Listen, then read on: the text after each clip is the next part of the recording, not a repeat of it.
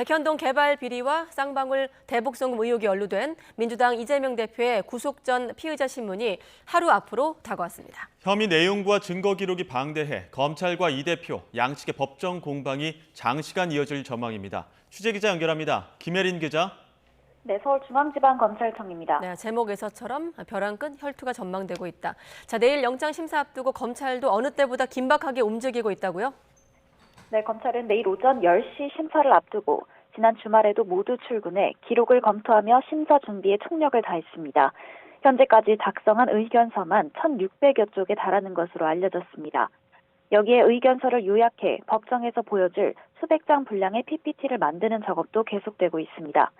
심사 당일에는 서울중앙지검 반부패수사 1부와 수원지검 형사 6부, 부부장 검사를 포함해 최소 6명의 검사가 투입될 것으로 보입니다.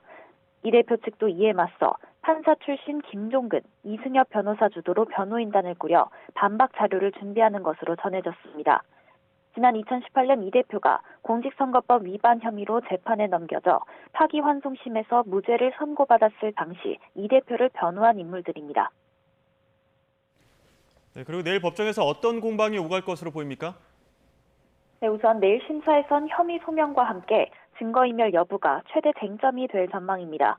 검찰은 이 대표가 백현동 개발 비리와 쌍방울 대북 송금 의혹 사건에 관여한 혐의가 넉넉히 소명된다는 입장입니다. 연루된 공무원과 핵심 피의자들의 진술이 있고 또 이 대표 결제 문건 등이 이를 뒷받침한다는 겁니다. 하지만 이 대표 측은 검찰이 피의자들을 강압 수사해 거짓 진술을 받아냈다고 맞서고 있습니다. 또 운전면허증에 경찰청장의 직인이 찍혔다고 해서 그것을 경찰청장이 발급해준 게 아닌 만큼 직인이 찍혔다고 해서 직접 결제했다는 의미는 아니란 게 이 대표 측 주장입니다. 검찰은 증거인멸 우려와 관련해선 이 대표가 백현동 로비스트 최측근 김모 씨에게 위증해달라고 요구하는 내용이 담긴 통화 녹취를 법정에서 제시할 것으로 알려졌습니다. 또 쌍방울 대북송금 의혹 수사와 재판 과정에서 수사 자료가 유출된 정황도 언급할 것으로 보입니다. 사법 방해와 증거인멸을 시도한 전력이 있어 구속이 불가피하다는 게 검찰 측 논리입니다.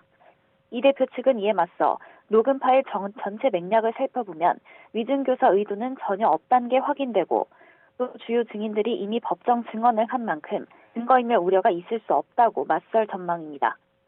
24일 동안 이어진 단식을 마친 이 대표는 법정에서 직접 구속 부당성을 호소하는 방안도 검토하는 것으로 전해졌습니다.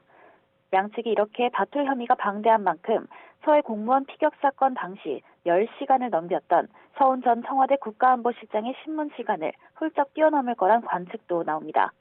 당시 서 전 실장의 구속 여부는 다음 날 새벽 5시가 다 돼서야 나왔습니다. 통상 영장 심사를 받은 피의자는 결과가 나올 때까지 구치소에서 대기하게 되는데 이 대표는 심사가 끝난 뒤 서울구치소 또는 중앙지검 청사 내 구치감으로 이동해 영장 발부 여부를 기다릴 것으로 보입니다. 지금까지 서울중앙지방검찰청에서 전해드렸습니다.